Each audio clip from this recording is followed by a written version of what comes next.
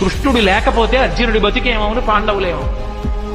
మహానుభావుడు మహాభారత యుద్ధంలో ఒకసారి కాదు ఎన్ని మాటలో కర్ణుడు ఎదురుగుండా నిలబడి ఇంద్రుడిచ్చిన నాగాస్త్రాన్ని ప్రయోగిస్తే నాగాస్త్రం వచ్చేస్తోంది. ఇక అర్జునుడి కంఠం మీదకి వస్తోంది, తల నరికేస్తుంది. వెంటనే తన బొటనవేలు పెట్టి రథాన్ని నొక్కాడు.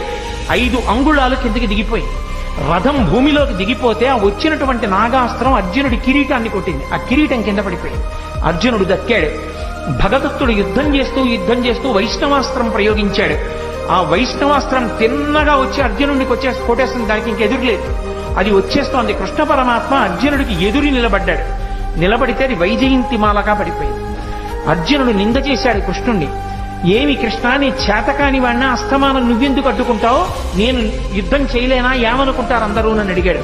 బావా, నీకు తెలియదు, ఒకానొకప్పుడు నేను శ్రీ మహావిష్ణువుగా ఉన్నప్పుడు ఈ భూమినంతటినీ